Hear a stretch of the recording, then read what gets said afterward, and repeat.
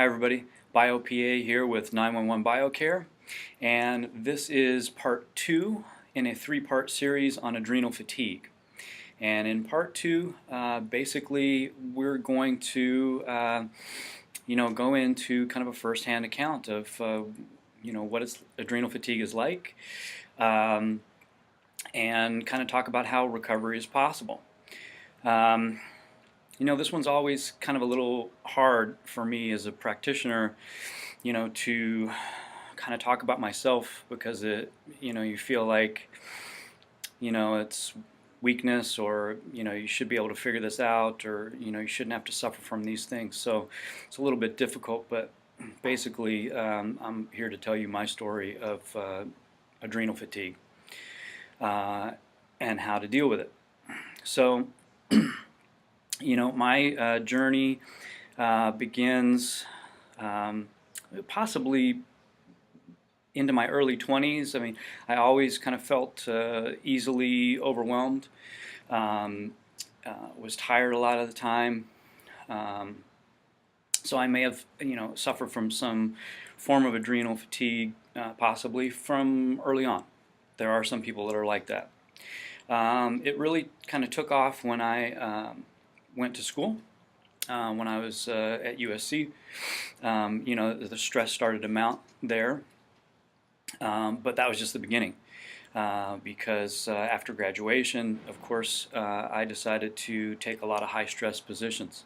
The first one was in orthopedic surgery, so we're talking 12, 16-hour days, back to back to back, constant surgeries. All of that time was really spent in the operating room.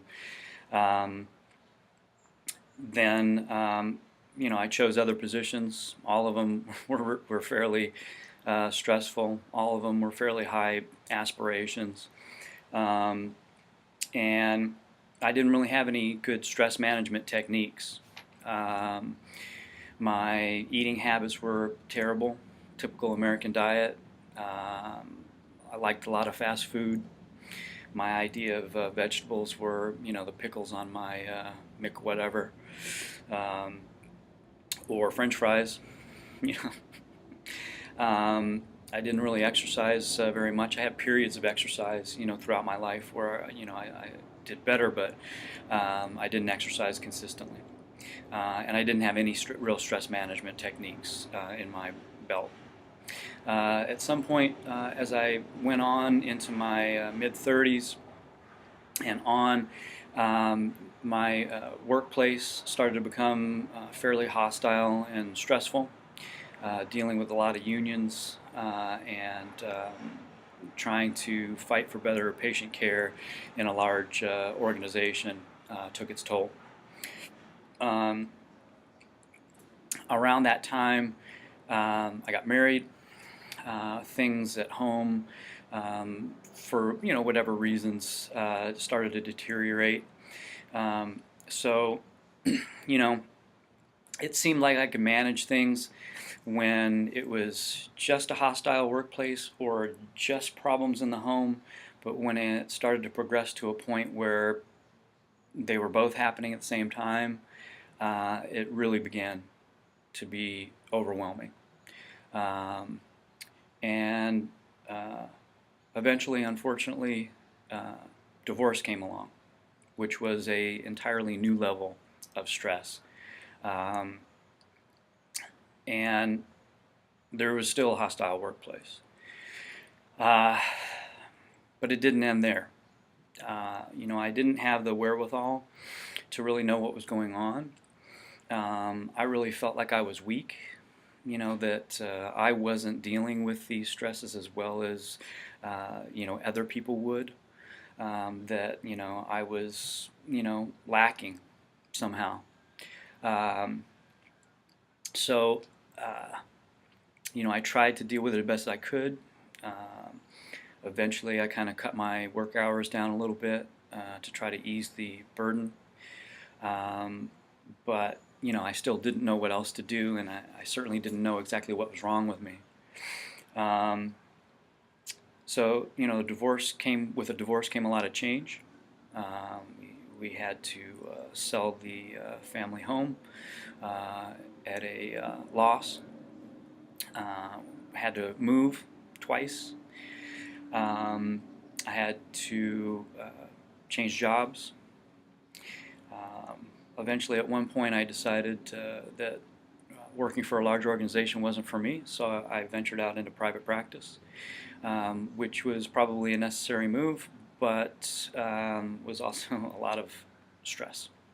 And there were, some failures along the way. I mean, looking back, they weren't terrible, but at the time, they felt like failures. So things just kept getting worse and worse.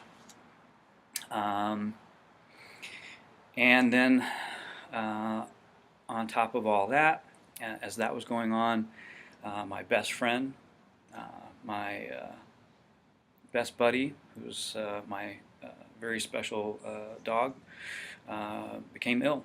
He got cancer. He got lymphoma. And his prognosis was not good.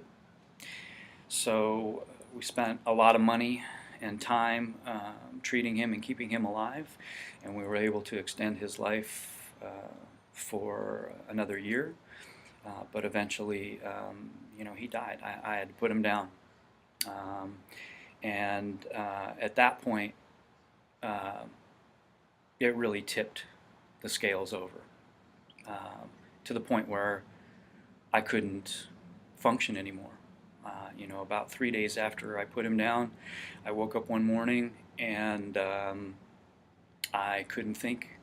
I was in so much mental anguish over his loss that my body began to shut down and my mind began to shut down. And by the end of that day, my entire body was in a breakdown mode.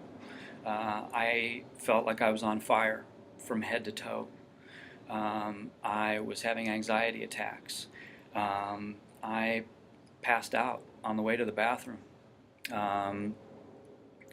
And I was at a point where, and these things have been progressing along the way, but I was at a point where my entire body was breaking down. I was, in my early 40s, and I was at a point where I felt like I had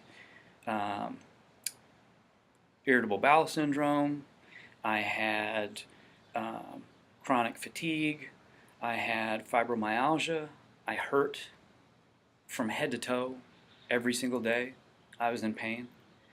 And I had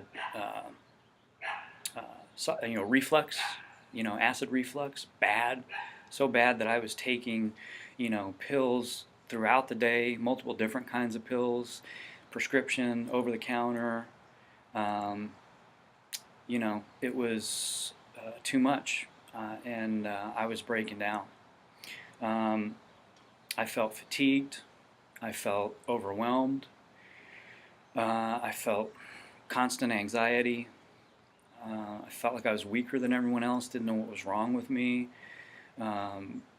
Felt frustrated, increasingly ill, and like I was falling apart. And I couldn't figure out why. Even though I was a practitioner, I couldn't figure out what was going on. I thought, maybe this is just getting old, but it sure does suck, and I don't think I'm going to make it very long if I'm declining at this rapid pace. So what happened? Well, I got desperate enough. I watched some videos at one point, and they talked about these people getting better from doing juicing and eating more vegetables and stuff like that. And so I changed my diet at one point, and in doing that, making kind of a radical diet change, the stomach problems that had plagued me for 10 years more, they went away completely. And I no longer needed to use medication. Then I kind of stumbled on adrenal fatigue through a friend. kind of totally happenstance. And I began to learn about it, and I began to be treated for it and treat myself for it. And what happened was I noticed fairly early on that I felt better than anything else that I'd ever tried. Um, the energy was coming back, the feelings were coming back, the clarity of mind was coming back. Of course, we want to be better now because nobody likes feeling, gray all the time, 24/7.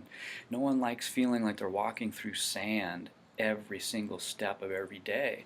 We want to be better immediately, but it took time. So of course I rushed things. As soon as I got a little bit of energy, I started tackling projects that were too much, and I'd backslide. But as I learned to be more in tune with myself, more in touch with myself, as I continued to treat myself and follow the treatment plans, as I continued to employ different parts of the triangle, I got better slowly. And today, what is it like now? Well, I'm not fully recovered, but I'll tell you, I've got more energy than ever. I don't feel fatigued for the most part, as long as I'm, being self-aware and taking care of myself, doing at least, some of the bare minimum things. I've got 90% less pain in my body. I still, have some back pains and stuff that I got to deal with, and they come and go. They're pretty much, it's an indicator of how I'm dealing with the stress and how much stress I have. I've got about 70% less stress. My creativity is at an all-time high. I used to think that I was not a creative person at all, but I'm able to do things that are somewhat creative and artistic these days. My ability to tackle new projects is probably better than it ever was in my life. My relationships in my life are much better than they've ever been. So it's really, progress and recovery is definitely possible, and it's definitely worth it, and it's significant. A couple of key things, to kind of throw in is that, if we look at the degree that I had gotten to in my adrenal fatigue, by most of the literature, it says I should have been hospitalized. You know, for whatever that's worth. It was pretty bad. And yet, I have been able to recover to a point where I don't even think I'm, where I could be, but at the point that I'm at is better probably than my life ever was before. So recovery definitely is possible. And, I probably suffered from things that modern medicine would call fibromyalgia, chronic fatigue, irritable bowel, all at the same time, esophageal reflux.